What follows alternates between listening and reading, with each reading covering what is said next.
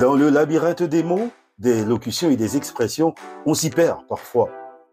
Mais chaque mot a son histoire, et chaque histoire, son fil conducteur. Sur la chaîne YouTube IJC Group, je vous propose Le Fil d'Ariane. Le podcast qui vous donne la clé pour comprendre les expressions françaises, une à la fois, un jour à la fois.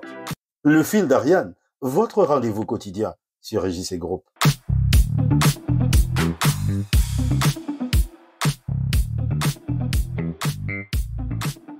Bonjour les amis, je m'appelle Israël Jackie Contave.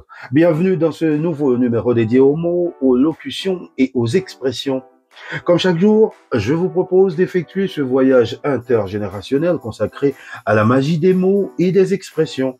Une machine à remonter le temps pour comprendre l'histoire et la mythologie et placer dans leur contexte les plus belles phrases exprimées par les esprits anciens, mais qui permettent de raconter des histoires contemporaines. Bienvenue dans Le Fil d'Ariane. Le Fil d'Ariane, du lundi au vendredi sur la chaîne YouTube de IJC Group. Aujourd'hui, je vous propose de découvrir un monsieur très important qui s'appelle Argus. Mais au-delà du personnage, c'est l'un de ses attributs qui est le plus important. Il est plutôt célèbre pour ses yeux. Comme la mythologie raconte des événements légendaires et non historiques, il n'y a pas de date de naissance précise pour Argus. Mais son histoire est racontée aux alentours du 5e siècle avant Jésus-Christ. La première trace écrite faisant référence à son mythe se trouve chez des auteurs de l'Antiquité grecque comme Hésiode ou des tragédiens comme Éschyle, et c'est exactement dans la période du 5e siècle. Mais d'abord, voyons qui était Argus. Pour comprendre qui il était, il faut remonter au temps de Jupiter. Jupiter, le roi de l'Olympe, est réputé pour le nombre de ses infidélités, c'est-à-dire à peu près le cas de tous les dieux de l'époque et encore aujourd'hui peut-être. Et sa femme, Junon, elle est connue pour ses scènes de jalousie et pour la détermination hargneuse avec laquelle elle poursuit les unes après les autres les conquêtes de son époux. C'est normal. Vous allez me dire, mais qu'est-ce que ça a à voir avec notre personnage Argus? Eh bien, Argus apparaît dans une de ces multiples histoires des amours de Jupiter, telles que nous les relate Ovide dans ses Métamorphoses. Je vous raconte. Io, c'était une très belle jeune femme. Jupiter la remarqua et en fit sa maîtresse. Mais un jour, Junon, la femme de Jupiter, l'apprend. Et Jupiter dut transformer Io en une belle génisse blanche afin qu'elle échappe à la vindicte de son épouse. Cependant, Junon n'est pas née de la dernière pluie. Elle ne fut pas dupe de cette supercherie et exigea de Jupiter qu'il lui donne la belle génisse, ce que Jupiter ne put lui refuser. Méfiante, Junon confia alors la génisse blanche au meilleur gardien qui soit, celui qui voit tout et auquel rien n'échappe. Et devinez qui c'est? Eh oui, notre fameux Argus. Le Fil d'Ariane, votre rendez-vous quotidien. Cependant, Jupiter ne renonce pas si facilement à ses conquêtes. Il demanda à son fils, Mercure, de tuer Argus afin de pouvoir libérer Io, sa maîtresse.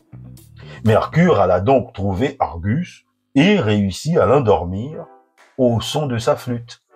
Quand Argus fut assoupi, il lui trancha la tête. Junon, pour honorer la mémoire d'Argus, récupéra ses yeux et s'en servit pour décorer la queue de son animal favori, le paon.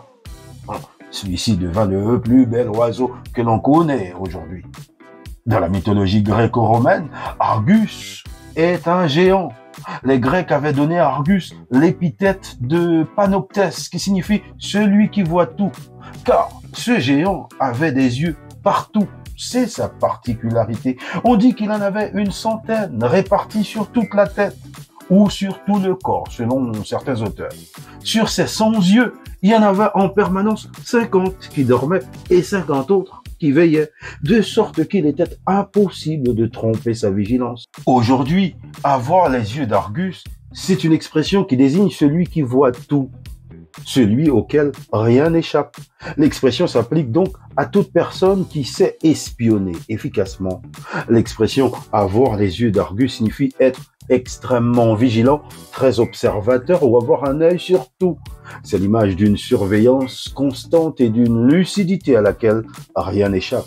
L'expression a donné naissance à Argo, un système de balises internationales de localisation et de collecte de données par satellite dédié au suivi environnemental.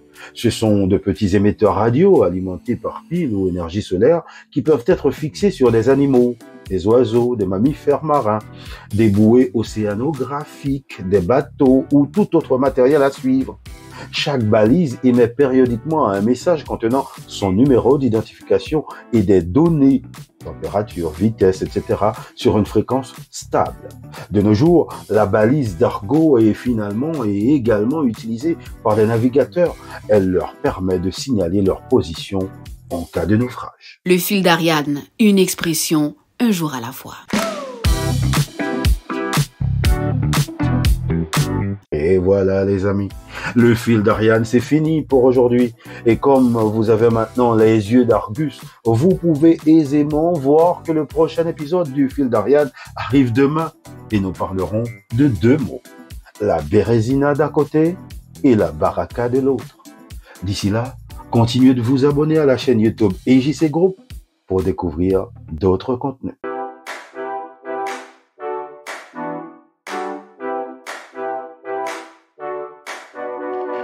Dans le labyrinthe des mots, des locutions et des expressions, on s'y perd parfois. Mais chaque mot a son histoire, et chaque histoire, son fil conducteur. Sur la chaîne YouTube IJC Group, je vous propose le fil d'Ariane, le podcast qui vous donne la clé pour comprendre les expressions françaises, une à la fois, un jour à la fois. Le fil d'Ariane, votre rendez-vous quotidien sur IJC Group.